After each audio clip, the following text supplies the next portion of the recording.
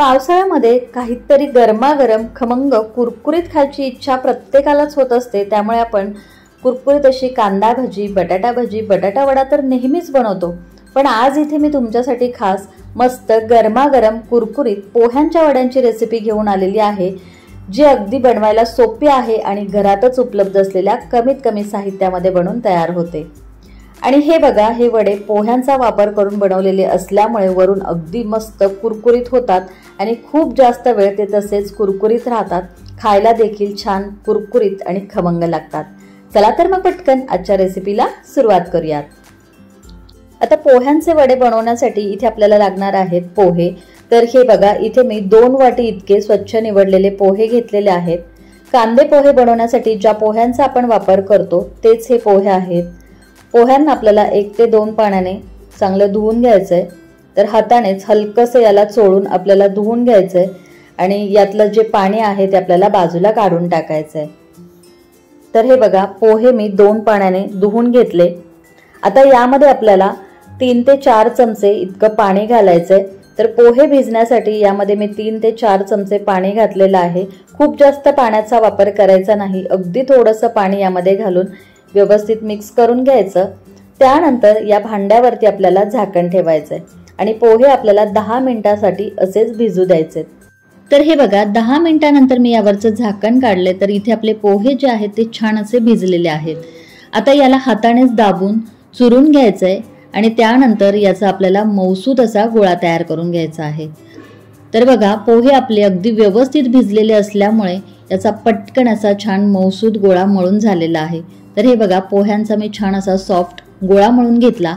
आता यानंतर इथे बघा, मी एक मध्यम आकाराचा उकडलेला बटाटा साल काढून घेतलेला आहे। याला आपल्याला हातानेच बघा चुरून घ्यायचंय। तुम्हाला हवं असेल तर तुम्ही याला किसणीने सुद्धा किसून घेऊ शकता। तर अगदी व्यवस्थित असा उकडलेला बटाटा मी हाताने चुरून घेतलेला आहे। बटाटा घेताना आपल्याला खूप जास्त मोठा घ्यायचा नाहीये, मध्यम आकाराचाच बटाटा इथे आपल्याला वापरायचा आहे। खूप जास्त बटाट्याचा वापर आपण यामध्ये केला तर वडे तळताना फुटू शकतात किंवा ते खूप जास्त तेल सुद्धा पिऊ शकतात। आता हा बटाटा कुस्करून झाला की तो आपल्याला या पिठामध्ये मिक्स करून घ्यायचा आहे। तर उकडलेला बटाटा आणि पोह्यांचं हे जे पीठ आहे ते आपण एकत्र पुन्हा एकदा व्यवस्थित मळून घेणार आहोत।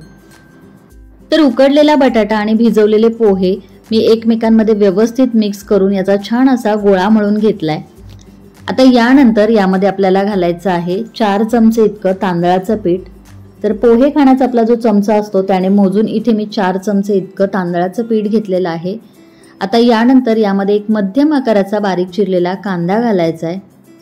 त्याचबरोबर 1 चमचा आलं, लसूण आणि हिरव्या मिरचीची पेस्ट आपल्याला यात घालायची आहे। त्याचबरोबर अर्धा चमचा ओवा, 1 चमचा तीळ, 1 चमचा धने जिरे पावडर, अर्धा चमचा इतकं लाल तिखट यामध्ये घालायचंय, छोटा पाव चमचा हळद, 2 चिमूटभर हिंग, अर्धा चमचा इतका चाट मसाला, 5 ते 6 बारीक चिरलेली कढीपत्त्याची पानं, थोडीशी बारीक चिरलेली कोथिंबीर आणि चवीपुरतं आपल्याला यामध्ये मीठ घालायचंय। आता याला हाताने सुरुवातीला व्यवस्थित मिक्स करून घ्यायचंय। यामध्ये आपल्याला लगेचच पाणी वगैरे घालण्याची गरज नाही, अगदीच गरज असेल तर तुम्ही यामध्ये पाणी घालू शकता। तर हे बघा, मी हातानेच याला अगदी व्यवस्थित चांगलं एकजीव करून मळून घेतेय। तर हे बघा, सगळं साहित्य व्यवस्थित मिक्स करून छान असं याला मळून मी पिठाचा सॉफ्ट असा गोळा तयार करून घेतलेला आहे। आणि हे करत असताना यामध्ये मी पाण्याचा अजिबात वापर केलेला नाहीये। जर तुम्हाला गरज असेल तर तुम्ही यामध्ये थोडंसं पाणी घालून याला मळून घेऊ शकता। खूप जास्त पाणी घालू नका, नाहीतर वडे तळताना तेल जास्त पितात आणि त्याचबरोबर व्यवस्थित वडे देखील थापता येत नाही। तर हे बघा, छान असं पीठ मी मळून घेतलेलं आहे। आता लगेचच आपण याचे वडे बनवायला घ्यायचे। तर त्यासाठी काय करायचं, हाताला हे पीठ चिकटू नये याकरता थोडंसं तेल लावून घ्यायचं। तर सुरुवातीला एकदाच आपल्याला हाताला तेल लावून घ्यायचंय। तर आता या पिठापैकी थोडासा लिंबा एवढा पिठाचा गोळा आपल्याला घ्यायचा आहे आणि त्यानंतर हातावर बघा याला असं गोल गोल करून त्यानंतर आपल्याला वडा असा थापून घ्यायचा आहे। तर हे बघा, चपट्या आकाराचा आपल्याला वडा थापून घ्यायचा आहे। वडा थापताना खूप जास्त जाड करायचा नाहीये, तर थोडासा मध्यम जाडीचा करायचा आहे, अगदीच पातळ सुद्धा करायचा नाहीये। आणि याच्या बघा कडा अशा एकसारख्या करून घ्यायच्या। कडा आपल्याला खूप जास्त जाड ठेवायच्या नाहीयेत, पातळशा थोड्याशा कडा असतील तर त्या तळल्यानंतर मस्त कुरकुरीत होतात आणि त्यामुळे वडा सुद्धा खायला खूप छान लागतो। तर हे बघा, मध्यम जाडीचा असा मी वडा थापून घेतलाय। आणखीन एक वडा मी तुम्हाला करून दाखवते। तर बघा, लिंबा एवढा पिठाचा गोळा हातावर घ्यायचा, त्यानंतर याला लाडूप्रमाणे गोल करून चपट्या आकाराचा वडा आपल्याला हातावर थापून घ्यायचा आहे। पोहे आपण इथे वापरलेले असल्यामुळे याच्या ज्या कडा आहेत त्या थोड्याशा चिरल्यासारख्या होतात, तर त्याला एकसारखं आपल्याला करून घ्यायचं आहे। आणि हे बघा, मध्यम जाडीचा असा हा छान गोलाकार चपटा आपल्याला वडा तयार करून घ्यायचा आहे। तर इथे मी तुम्हाला 2 वडे तयार करून दाखवलेले आहेत आणि हे बघा, शिल्लक राहिलेल्या पिठाचे सुद्धा मी छान असे एकसारखे गोलाकार आणि मध्यम जाडीचे हे वडे तयार करून घेतलेले आहेत। वडे आपल्याला खूप जास्त जाड थापून घ्यायचे नाहीयेत, नाहीतर तळल्यानंतर ते आतमध्ये कच्चे राहतात। तर आता हे वडे आपण तळून घेऊयात। त्यासाठी कढईमध्ये बघा, मी अगोदरच तेल गरम करून घेतलेलं आहे आणि गॅस मध्यम ठेवलाय। तेलामध्ये मावतील तेवढेच वडे आपल्याला तेलामध्ये सोडायचेत आणि वडे आपल्याला छान असे खरपूस तळून घ्यायचे।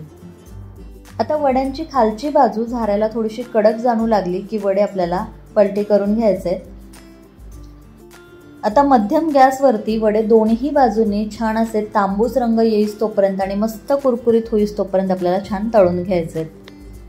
तर हे बघा, मध्यम गॅसवरती 3 ते 4 मिनिटांसाठी वडे मी छान असा तांबूस रंग येईस तोपर्यंत आणि मस्त कुरकुरीत होईस तोपर्यंत चांगले तळून घेतलेत। तर इथे आपले हे वडे तळून झालेले आहेत। आपण याला काढून घेऊ। यातलं तेल व्यवस्थित आपल्याला निथळून घ्यायचं आहे। या स्टेजलाच वडे तेलातून आपल्याला बाहेर काढून घ्यायचे आहेत, कारण तेलातून बाहेर काढल्यानंतरही याची कुकिंग प्रोसेस चालूच असते, त्यामुळे याचा रंग आणखीन डार्क होतो। तर हे बघा, तेल निथळून मी हे वडे तेलातून काढून घेतलेले आहेत। आता शिल्लक राहिलेले वडे सुद्धा आपल्याला याच पद्धतीने तळून घ्यायचे। वडे तेलामध्ये घातल्याबरोबर लगेचच याला झाऱ्या न लावता खालची बाजू थोडीशी कडक जाणू लागली की वडे अलटपलट करत मध्यम गॅसवरती छान असे सोनेरी रंगावरती तळून घ्यायचे। तर हे बघा, अतिशय सुंदर असा याला रंग आलेला आहे आणि मस्त सोनेरी रंगावरती वडे आपले तळून झालेले आहेत। तर इथे तुम्ही बघू शकता, सगळे वडे मी छान असे तळून घेतलेले आहेत आणि मस्त असे हे कुरकुरीत गरमागरम वडे खाण्यासाठी तयार आहेत। हे वडे तुम्ही एखाद्या नारळाच्या चटणीसोबत, सॉससोबत खाऊ शकता किंवा दह्यासोबत सुद्धा खायला खूप छान लागतात। तर नेहमीचेच कांदा भजी, बटाटा भजी, बटाटा वडा बनवण्यापेक्षा यंदाच्या पावसाळ्यात हे मस्त असे गरमागरम कुरकुरीत खमंग पोह्याचे वडे जरूर करून बघा, तुम्हाला नक्की आवडतील। तर आजची ही पोह्यांच्या वड्यांची रेसिपी तुम्हाला कशी वाटली हे कमेंट्स बॉक्समध्ये कमेंट करून नक्की कळवा। व्हिडिओ आवडला असेल तर लाईक करा, शेअर करा आणि त्याचबरोबर अशाच नवनवीन रेसिपीज पाहण्यासाठी चॅनलला सबस्क्राईब करायला विसरू नका। पुन्हा भेटूया अशाच एका छानशा गरमागरम कुरकुरीत खुसखुशीत आणि खमंग रेसिपी सोबत। तोपर्यंत धन्यवाद।